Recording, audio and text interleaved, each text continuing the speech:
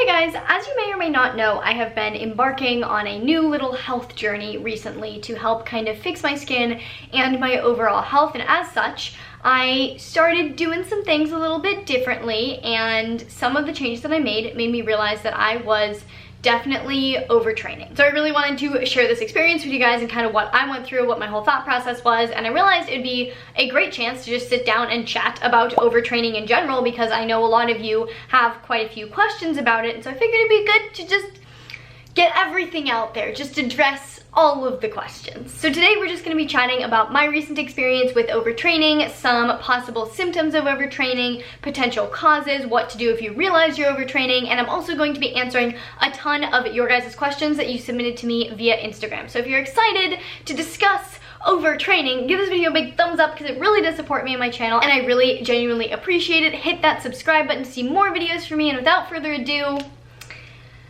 let's talk about how I realized I was overtraining. Because I am focusing on fixing my skin health and my overall health, I wanted to take steps to reduce stress in my life, because almost certainly stress is playing a huge factor. So one of the things I did is I just decided to take a little break from the gym. I didn't go to the gym for like 5 days. I didn't do very much during those 5 days. I walked a little bit, but I did no like structured exercise for it was either 5 days or like 7 days, something like that. And taking that break did feel good. It kind of felt necessary, but I wouldn't have said that, you know, after like 5 days, I was like, oh my God, I was definitely overtraining. What made me realize that I was definitely overtraining is that I weighed myself like the first or second day that I didn't go to the gym, and then like 4 or 5 days later, I weighed myself again after not going to the gym at all, thinking, oh, like nothing probably changed. I lost 4 pounds after not going to the gym for 5 days. And at the end of those 5 days, I realized that my sleep quality was a lot better. And I didn't just like physically feel it. My Oura ring, which I'm not sure where it is right now. I was wearing it earlier. I probably took it off when I was washing dishes. My Oura ring that I usually wear that tracks like my sleep quality also reflected that my sleep quality was vastly improved. Now these are two very, very clear signs of overtraining. And so when these two things were coupled with the fact that like I did feel better, I realized that, you know, 6 days a week in the gym is probably not something that my body can handle very well right now. And the reason I ended up losing so much weight is probably because my body was struggling so hard to repair itself that it was probably a little bit inflamed, storing a lot more water. And so as soon as I stopped exercising and my body was like, okay, we can like really repair ourselves now, all that water weight just kind of like fell off. I can almost guarantee it was not 4 pounds of fat loss in like 4 or 5 days. And I do actually look a lot leaner now. Like it was kind of a crazy transformation that happened in a matter of 4 days. Like it wasn't like a crazy transformation, but for 4 days, like it was a big difference in my physique just due to the fact that I stopped pushing my body too hard. And I don't think I've ever overtrained before because I've never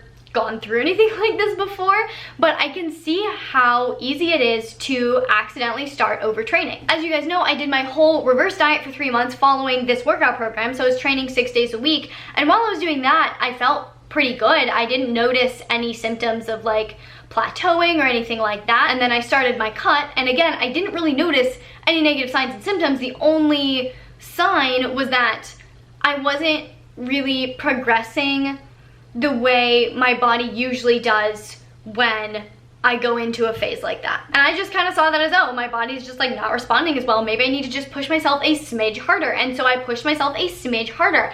And then my body wasn't responding. So I pushed myself a smidge harder than that. And so I fell into this trap of, as I was working out, I not only was training 6 days a week, but when I was in the gym, I was pushing the weight, I was pushing the reps, I was pushing the sets, and I was really, really pushing. And it didn't feel bad, and that's why it was so easy for this to happen. I felt fine. I felt like I was still making progress in the gym. It felt like a little bit slow progress from what I was used to, but I figured that was, you know, I've been lifting for a while, maybe I'm just kind of starting to plateau, and I thought it was kind of normal until I took time off from the gym and realized that it was probably not the best situation to be in. So since taking that week-ish off from the gym, I think it's been like a week and a half, and I've lifted 3 times? 4 times? My plan is to lift on average about 3 days a week, moving forward, especially as I go through this whole gut healing process to heal my skin. I really don't want to be pushing it in the gym. My other plan in the gym is also to go at about 75 to 80% of the intensity that I was using before. So like if I know that I can squat, I don't even know, 135 pounds for 10 reps, I'm gonna do like 75% of that for 10 reps. Now my only goal in the gym is just to maintain the muscle that I have and get enough activity to just be healthy, but not push my body in any way, shape, or form, because I am in a healing phase now. I don't need to add additional stress and additional breakdown of the muscle tissue that my body also needs to try to heal. I just wanted to focus on healing the things that really need healing. So that has been my experience with overtraining the last few weeks, and it has definitely been a very good learning experience. Now you may be wondering, Marissa, how do I know if I'm overtraining? What are some symptoms that I can look for? Because I know I said for me, I didn't really notice any symptoms other than a lack of progress, which is, in fact, a symptom, but there are other symptoms that you can look for to indicate that you may be overtraining. So obviously one of the first symptoms is a lack of progress or even a drop in performance. If you are overtraining, it can make you perform worse and worse in the gym rather than just slow your progress down. This may not be due to overtraining, it may be due to like poor programming or you just didn't get good sleep or something like that, but this is one of the signs and symptoms of overtraining. Another sign is experiencing fatigue or lack of energy. If you are having trouble sleeping, insomnia, stuff like that is really an indicator that your body might not be recovering properly. Any pain that you're experiencing could be a symptom of overtraining. So if you have joint pain, if you're getting headaches, just general overall pain, could be overtraining. Changes in mood can also be a symptom. If you feel more irritable or you have a lack of motivation or you're feeling more anxious or depressed. And also any changes in hormones. So if you lose your period, that's like major red flags. That's not even like a red flag. That's like red flags everywhere, alarms going off, people running out of the building shouting fire. Like if you have lost your period, that's a very huge sign that something is not good. But if you experience any other less huge signs of hormonal imbalance, like poor sleep, if your acne changes patterns at all, or any other hormonal symptoms, could be a sign of overtraining. And the final one, and the one that I think is most easy to recognize, is if you're sore all the time. You should absolutely 100% not be sore after every single workout. Ever. Like if you are pushing your body too hard. You are overtraining. Pretty much guaranteed, unless you have like some other thing going on. But for most people, if you are sore after every single workout, you need to back off the workouts. Soreness is absolutely not an indicator of a good workout. Like just because you're sore does not mean your workout was efficient or you actually like accomplished a lot. The only time you should expect to be sore is if you're changing something about your training style or frequency, or some sort of change can cause some amount of soreness for like a week or two, maybe 3. But if you're consistently sore for weeks on end, that's not a good sign. Obviously, most of these symptoms can be caused by other things too, but if you have a couple of them, it'd be really good to check in with yourself, maybe stop training for a little bit, take a little bit of a break and see how your body responds to see if they are being caused by your training. So overtraining is basically caused by training too much for what your body can handle. There are a lot of different factors that affect what your body can handle. So you might be training like a decent amount or like a good healthy amount, but you aren't sleeping enough. And so your body can't repair and recover, or your quality of your sleep is just not super great. Or maybe you have a ton of extra stress in your life right now and your body's trying to cope with that, and so it can't repair itself. It can also easily be caused by undereating. If you aren't eating enough for your body to be able to like take nutrients to repair your body with after you exercise, then it's very, very easy to overtrain. It can also be caused by not giving your body adequate time to recover. If you're training twice a day, every single day, most people are not going to be able to handle that unless you're like on steroids. And lastly, the whole beast mode, no days off mentality is a really, really easy way to cause yourself to overtrain. If you are not taking any breaks or vacations or any deload weeks or any rest days at all, you're probably going to overstress your body at some point. A really great way to test and see if you're overtraining is just take a week off from training. If you come back stronger, then you were definitely overtraining before. Or, you know, if you start making a ton of progress that you weren't seeing before, or if you drop a ton of weight while you're not training, you were probably overtraining. And a really good like biological, tangible measurement of overtraining is a change in resting heart rate. So if you're overtraining, your resting heart rate tends to increase. So as I said before, I was using my Oura Ring to track my sleep. One of its measurements is your resting heart rate. So my resting heart rate was, I think, a little bit higher, which was an indicator that I was overtraining. And then as soon as I took a week off, my resting heart rate went down quite a bit. Now, if you don't have an Oura Ring, there's something called the orthostatic heart rate test that you can very, very easily do. I will leave like a little description of how to perform that test on yourself down in the description box below. It's basically like you lay down for a little bit and then you measure your heart rate in intervals after you stand up, and whether or not it changes indicates whether or not you're overtraining. And one really great way to stay ahead of overtraining and not kind of like test yourself once you think you might be overtraining is to keep a workout journal or workout log. And this way you can see if your energy is decreasing, if your enthusiasm is decreasing, if your strength is decreasing or plateauing majorly, etc. So you can kind of see that trend happening and stop it before you get to a point where you've messed your body up. When I asked you guys for questions about overtraining on Instagram, one of the most frequently asked questions that I got was basically along the lines of how much is too much? Can I work out 3 days a week? Can I work out 6 days a week? Can I do XYZ this number of times per week? And the short answer is that it depends. There are so many different factors that affect how susceptible your body is to overtraining that it can vary just for yourself within a couple months. Since the factors that affect your susceptibility to overtraining, such as sleep, stress, your nutrition, what your activity is like outside the gym, etc., are so individual and can change so much so quickly, it's impossible to put like an exact number on what is good for every single person. You know, if your sleep kind of sucks and you chronically undereat, you probably need to train a lot less than someone who is sleeping really well and fueling their body enough. You might only be able to get away with training 3 days a week without overtraining, whereas they might be able to handle 6 days a week. But then if you work on improving your sleep and eating more, you might eventually be able to handle 6 days a week. It really depends on what your lifestyle and your health and your body are all like at this present moment, and that can change very quickly. The one thing I will say is that unless you're on gear, most people should probably not be training like twice a day, 6 or 7 days a week. That's just really not feasible for a natural person. But speaking of your questions from Instagram, I wanted to answer just a few of them that I thought helped elaborate on some things and get into some more detail. So the first question is soreness of overtraining versus regular soreness. So soreness with overtraining is chronic soreness. So if you're sore consistently for weeks on end, that's probably overtraining. If you're sore from one workout, you're probably fine. Just to reinforce this idea, someone asked, my boyfriend says I should be super sore after every workout, but in my opinion, that's too much. What are your thoughts? You are correct. Tell your boyfriend that the beast mode, no days off, need to be sore all the time gym mentality is hurting his gains. He could actually be making better gains if he weren't trying to be sore after every single workout. Next question, does it come more from intensity or frequency? So I would say kind of intensity, although it could be either. Basically, you can train as frequently as you want to, as long as the intensity is appropriate. This next one isn't so much a question as it is a very good example. So this person said, I'm tired and stagnant lifting 3 to 4 times a week, but when I lift 1 to 2 times a week, I hit PRs every session and feel great. So for this person, you should probably focus on lifting 1 to 2 times per week because that's what makes you feel good. And if you're training 3 to 4 days a week and you feel blah, you aren't making progress, it's clearly not optimal for your body, then it's clearly not optimal for your body, and that's probably more than your body can efficiently handle. Can I still be overtraining to a point where it's harmful even if I don't lose my period?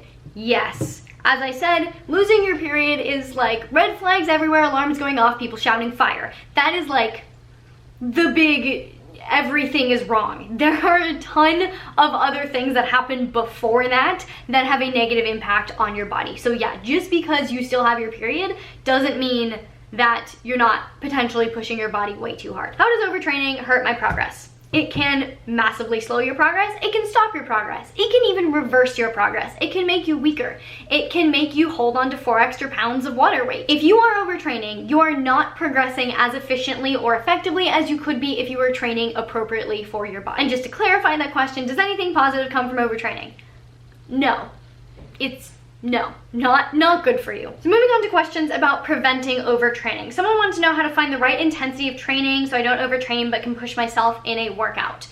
pay attention to your body. Listen to your body. Look for all of the signs and symptoms that I listed and note whether or not, if you got a bad night of sleep and you feel fatigued, it's probably because you got a bad night of sleep. But if you're kind of doing everything fairly consistently and you start to notice some of the symptoms popping up, you're probably pushing it a little bit too hard and should scale back. And then as soon as you scale back just a little bit, that should be pretty much your sweet spot for intensity. When you think you might be overtraining, should you eat more or just rest? You can definitely start by trying to eat a couple hundred calories extra and see if that fixes the problem. It may, but chances are you're probably actually just pushing your body more than it can handle given all of the other factors that are in your life. How to prevent it if you are a serious athlete. Now this one is pretty tricky. This is gonna make a lot of people mad. A lot of sports are not necessarily the best for health.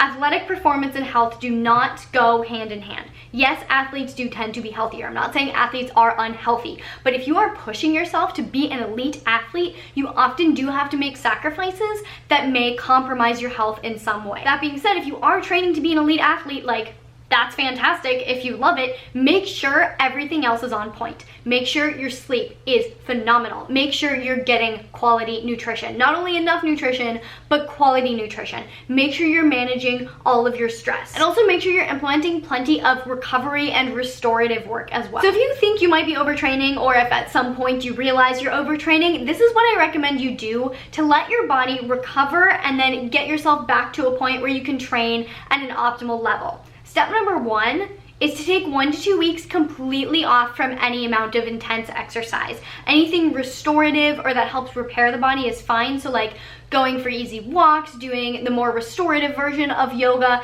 that's cool, but no intense workouts for 1 to 2 weeks. Let your body rest, recover, and repair all of the damage that you've been doing to it. And I recommend that step 2 be easing your way back into it by starting at 50 to 75% of the intensity that you were using before you started overtraining. And then just keep in mind that adequate rest between workouts is super, super key. So make sure you have at least 1 rest day a week, if not 2 or 3 or 4, however many you need for your body. And then make sure you're prioritizing sleep and managing your stress. And then hopefully within a few weeks, you'll be back on track training at an intensity that is appropriate for your body. And I did get a few questions on Instagram regarding kind of the guilt that you feel when you do cut back on training. So someone asked, if you cut back, how do you not feel like you're training too little? How do you manage to not have an all or nothing attitude towards training? So the way I view it is that, at least for the all or nothing attitude towards training,